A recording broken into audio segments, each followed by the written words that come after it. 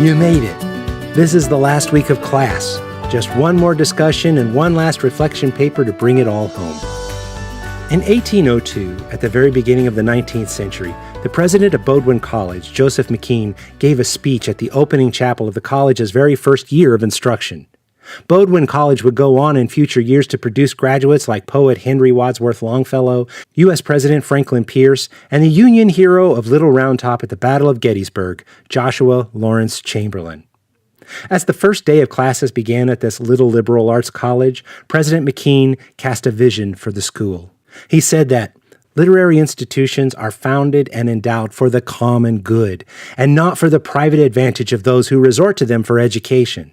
It is not that they may be able to pass through life in an easy or reputable manner, but that their mental powers may be cultivated and improved for the benefit of society. Now, let's be clear, this was for white men who were the sons of wealthy and educated people. But take special note to McKean's hope. Education was not for the advantage of the people who earned the degree. He believed that it had a deeper purpose than making money or gaining reputation. Instead, college was important for the common good. McKean believed that each student would be educated for the benefit of society, not for the benefit of the student. Well, that was 1802. Here is a photograph of several college presidents of land-grant colleges established in the latter part of the 19th century. The Morrill Acts in 1862 and then again in 1890 provided funding for a bunch of new colleges and universities across the country. These land-grant institutions included schools like the University of Georgia, Clemson, Kansas State, and Texas A&M. But as these colleges were established and they needed to fill the seats in these new schools, land-grant colleges began recruiting students from more places than white wealthy sons of doctors, lawyers, and preachers. They began recruiting kids from farms. New first-generation students were entering college. Some land-grant institutions provided pathways to education for African American men, some for women, and some for Native Americans. But as this effort to recruit new students became increasingly competitive, these land-grant university presidents, who were the admission recruiters of their day, were struggling to convince farmers to send their young men to college. Historians have documented stories where presidents would go to a farmer's house with a Sears Roebuck catalog. They'd put the catalog on the table and say, if your son attends our college to earn a degree, he can buy anything in this book that he wants to buy. Can you hear the difference in the message? In the first part of the 19th century, McKean says, this education you're about to receive is for the public good. At the end of the 19th century, the message has morphed into something much more individualistic. You'll have lots of money. There are likely a host of different factors that play in this evolution. As I've already described, you have a lot more desks that need filling in 1892 than in 1802. There had arisen a kind of suspicion about the value of education, especially as uneducated farmers could build great wealth for themselves further west.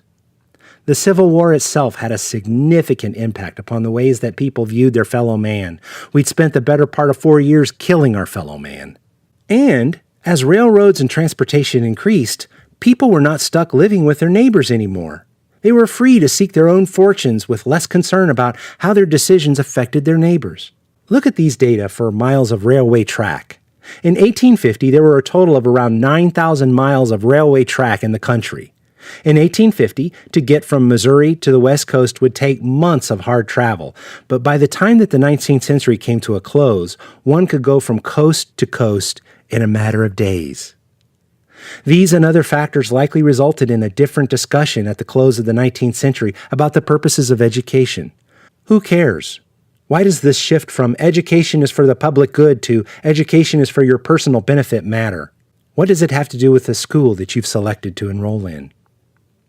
Abilene Christian University was founded in 1906. Actually, it wasn't called Abilene Christian at the time. It was the Childers Classical Institute. But in this world torn apart by cynicism, war, isolation, selfish ambition, and societal breakdown, Abilene Christian was chartered to provide a different kind of pathway. Our curriculum was, and continues to be to this day, a reflection of the same hope McKean had described for Bowdoin College in 1802. Our mission as a university is to educate students for Christian leadership throughout the world. Our mission is not to make sure you get to buy anything out of the Sears and Roebuck catalog or Amazon.com that you desire. Rather, it is to serve the public good. In a world that's been broken apart by isolation, fear, confusion, hate, disruption, and suspicion, we expect to educate you in ways that provide for the common good. What will you do with this education? Challenge yourself to answer the question, what good will my education be?